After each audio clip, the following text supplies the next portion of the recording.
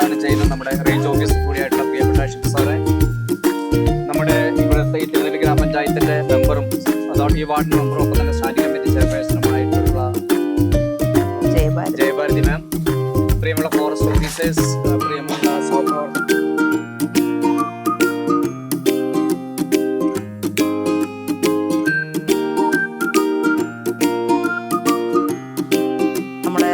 ചെറിയ check dam നിർമ്മിക്കുന്നതിന്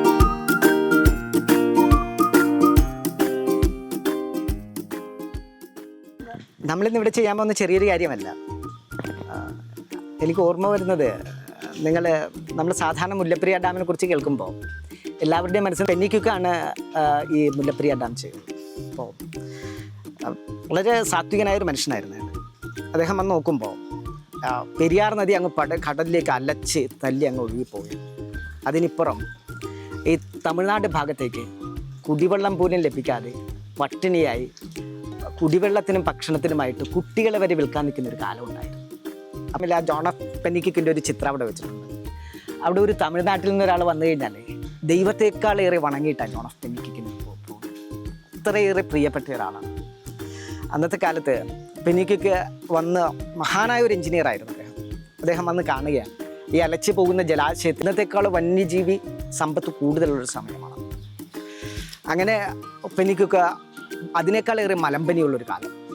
പോകുന്ന ആ ജനക്കൂട്ടത്തിൽ കുറേയധികം പേര് മരിച്ചു പോകും. അങ്ങനെ പെന്നിക്കൊക്കെ അത് കെട്ടിക്കൊണ്ടുവരും.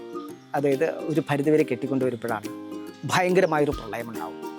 70-80% പണി കഴിഞ്ഞിരുന്ന ആ ഡാം മൊത്തമായി കൊളാപ്സായി പോകും. എനിക്ക് അവിടെയും തളർന്നില്ല. അയാൾ തിരിച്ച് ബ്രിട്ടനിലേക്ക് പോയി. കഥ ഒരുപക്ഷെ നിങ്ങൾക്ക് എല്ലാവർക്കും അറിയാവുന്നതായിരിക്കും. വലിയ കാര്യമില്ല. ഒരുപക്ഷെ മരിക്കാൻ, അതായത് ഇവിടെ നിന്ന് ഈ ജലാശയം തിരിച്ചു പോവുകയാണെങ്കിൽ, അല്ലെങ്കിൽ ഒരുപക്ഷെ ഇവിടെയുള്ള ജനസമൂഹത്തിന് അല്ലെങ്കിൽ കുറച്ച് ആളുകൾക്ക് അതിനേക്കാളേറെ വന്യമൃഗങ്ങൾക്ക് നിങ്ങൾ ഈ കെട്ടിവെക്കുന്ന ചെറിയ സ്ട്രക്ചർ കൊണ്ട് ഉപകാരപ്രദമാകും എന്നുള്ളത് ഉറപ്പാണ്. ബ്രഷൂർ ചെക്ക് ഡാമിനെ കുറിച്ച് നിങ്ങൾക്ക് എല്ലാവർക്കും അറിയാം. അതായത് നമ്മളൊരു ചെറിയ സ്ട്രക്ചർ ഇവിടെ ചെയ്ത് വെക്കുന്നു. അതിനുശേഷം സാധാരണ, അതായത് ബ്രഷൂർ ചെക്ക് ഡാം ചെയ്യുമ്പോൾ നമ്മൾ ഏറ്റവും ശ്രദ്ധിക്കേണ്ടത് അലിഞ്ഞ് ഭൂമിയിലേക്ക് ഇല്ലാതെയാകുന്ന വസ്തുക്കൾ കൊണ്ട് മാത്രമായിരിക്കണം. അതുകൊണ്ട്